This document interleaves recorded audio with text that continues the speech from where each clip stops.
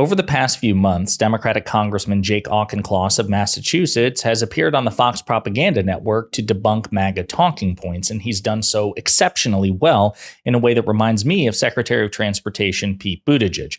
Well, earlier today, he recently reappeared on Fox to spar with one of its toughest anchors, and even though the debate got heated at times, he performed brilliantly.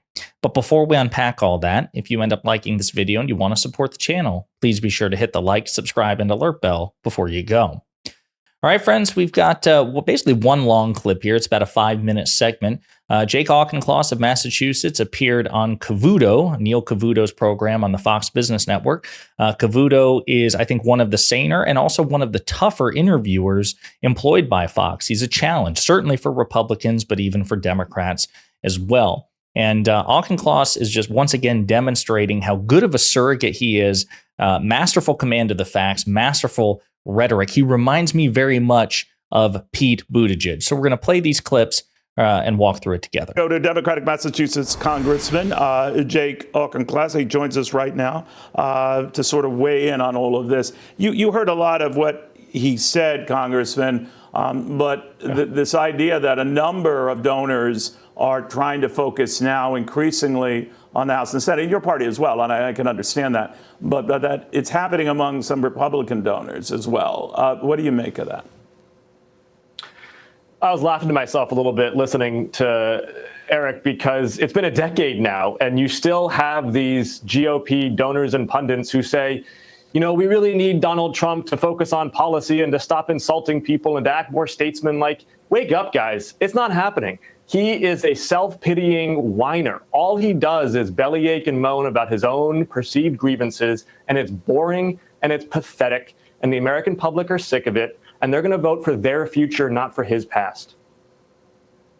So let me just be clear. I'm going to put you down as a maybe on Donald Trump of this election year, but Again, let's just start with that. So one of the things that I loved about this that drew my attention to this clip is we very rarely hear even the bluntest of Democrats get that blunt, certainly on Fox, about Trump. Very often you see Democratic politicians still try to indulge some sense of decorum and dignity and unreciprocated grace to Donald Trump, the least civil and most indecorous politician in American history. Auchincloss just rips the Band-Aid off. I'm like, hey, those of you out there who are publicly panicking about Donald Trump's performance, his erraticism, his conspiracism, his stupidity, his derangement, and maybe this will be the time that Donald Trump finally acts statesman-like, it is ridiculous. Is it possible? Sure, but it's so asymptotically improbable that you might as well just write it off.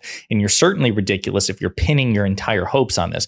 Donald Trump is a loser. He's a 78-year-old moron who will probably never change. And it's ridiculous to pretend otherwise. This idea that Donald Trump has a genuine capacity for statesmanship and dignity and grace, it's preposterous. So I love the fact that Auchincloss doesn't mince his words and basically even calls out those MAGA Republicans who really, if we just really push hard enough, Trump will really behave presidentially. No, it's ridiculous. And quite frankly, you should be made fun of. I'm kidding. I want to step back and get your sense of this right now, because obviously Kamala Harris is in this position where, about a month into being a presidential candidate, she still hasn't done any media interviews. There's a good strategy to that, possibly, because she's up in the polls. She might not feel that she has to. When do you feel she has to? Media timing and strategy, I'll defer to the Harris campaign on that. They're doing a good job so far. They've seen a significant boost in Democratic enthusiasm and battleground state polling.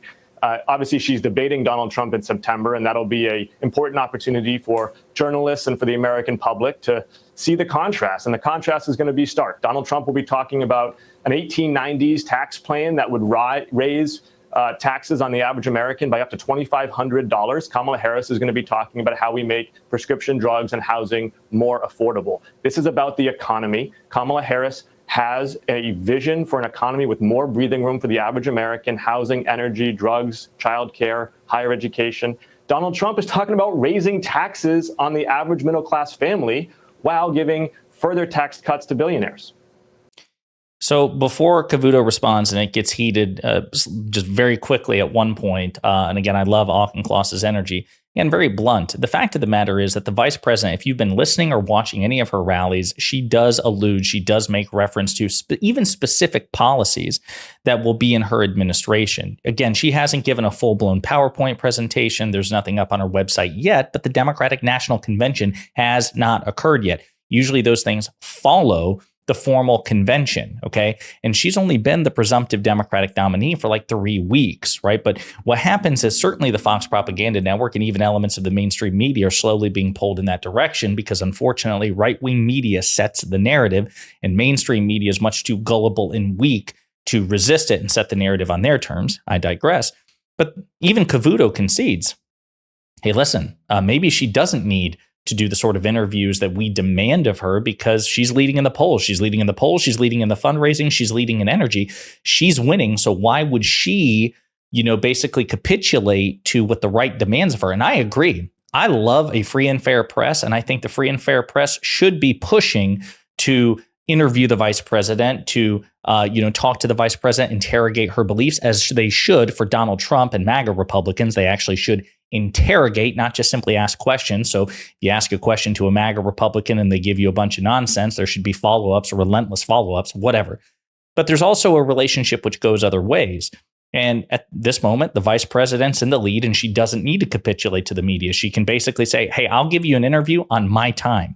And that's basically the power dynamic right now. So there's obvious tension there, but she's leading in the polls. And I think it's something that even Cavuto admits, like, hey, I understand she doesn't have a need for this right now, but the interviews will come. Of course they will come because the vice president and other elements of the Biden administration and the Democratic Party writ large, they constantly engage with the media. It's going to happen. But she's also hopscotching around the country and rally after rally after rally after rally after rally after rally after rally. So it's a pretty busy schedule. And I love the fact that Auchincloss is mentioning or emphasizing the affirmative progressive agenda that she will articulate compared to somebody like Donald Trump, who's, by the way, whose individual policy proposals are wildly unpopular, even though he has a perception advantage on the economy. He actually doesn't follow it up with policy. Well, it is fair to say, though, Congressman, that she wants to keep some of those Trump tax cuts, especially those on the lower to middle class realm. So she's thinking that he had some good ideas there. She is also supporting his efforts to remove the taxes on tips and all that. It's very big in Nevada and for those types of audiences. So she is kind of copying some of his better ideas, if you call those better ideas. What do you think of that? Well, we could debate the soundness of the tax on tips idea, but I think the core point here is that Kamala Harris is not an ideologue. She's a pragmatist, and what she cares about is the actual impact of policy on people. So show her an idea, and she's not going to ask whose idea was it. She's going to ask, does this idea work? Well, but she does have an ideologue past. She does have an ideologue past. And by the way, so does Donald Trump. So you're quite right about that. Ideologue can be seen in the eye of the beholder, I guess. But I she's reject not that. She doesn't quite the pragmatist you weighed her out to be, right? Look at her career as a prosecutor, where she took on sexual predators, where she took on big corporations on behalf of Californians. Look at her role as vice president to Joe Biden. What did we get done in Joe Biden's first 2 years? Bipartisan infrastructure law, bipartisan Safer Communities Act to reduce mass shootings, bipartisan Electoral Count Act reform to close the January 6th loophole, which, by the way, but Donald Trump will she'll have to separate herself from him on a couple of things, right, Congressman? She'll have to separate herself, some of the inflation policies and the rest. That's going to be a very delicate dance, right? Well, let me answer your first question first. No, she's not an ideologue. She was pragmatic alongside Joe Biden to pass the most productive, the most bipartisan Congress since the 1960s. And then number two, on inflation, yeah, prices have been higher, but inflation is also down by 70% since its peak in 2022. And we have seen wages go up faster than inflation over the last several years. So the average family's $900 real more in 2023 than previously. So yes, prices are high. Wages are going up even higher. Yeah. We have more work to do. I would love to see strong Democratic policies on housing, on prescription drugs, on energy go into effect and to be expanded upon in a Harris administration. All right. Well, you know, they should get you out of the stunt war. You described it more eloquently and simply than, unfortunately, her campaign has been able to do thus far. But again, still early. So again, masterclass performance by Auchincloss, who, I mean, prior to, some of his recent appearances on the Fox Propaganda Network, I had no idea who he is. I mean, 435 members of Congress, 100 in the Senate. It's hard to keep track of these politicians, even for somebody who talks about politics for a living. And yeah, I think he is phenomenal in terms of his rhetoric, in terms of his energy, in terms of the sharpness of his responses, his refusal. One of the patterns of Auchincloss when he appears on Fox is his refusal to let Fox dictate the terms. So he's basically, I want to say, he always takes an offensive message, right? Not like giving offense, but he's on the offense, right? So he's always attacking Trump and Republicans for their terrible values, terrible policies, terrible record, and hypocrisy. And I think he does it here. Like if they ask a question, he's going to be sure to include that, and he's not going to stop talking until he gets that through. Love that energy. And I love the fact that he is also touting the Biden-Harris record, a record which is just objectively far more accomplished than the Trump-Pence record. I mean, there's no contest. Even if you are a conservative watching this, which, by the way, please like and subscribe. But in the unlikely event that's happening, you take value out of the situation. You just look at goals accomplished. Trump's goals, what did he get done? Biden-Harris's goals, what did they get done? And President Biden and Vice President Harris have simply just gotten much more done of their agenda than Trump got of his agenda, which is a reflection of executive competence. They're just better at this than Donald Trump, Mike Pence, and J.D. Vance. It's just simply the case. And I love the fact that he has done so well that even Cavuto, again, a pretty ruthless interviewer, very incisive, pulls no punches. I think that he is respected and feared by both Democrats and Republicans alike. Even he has tipped his hat to Auchincloss for the substance and style of his answers, which I think is pretty high praise. Let me know what you think in the comments.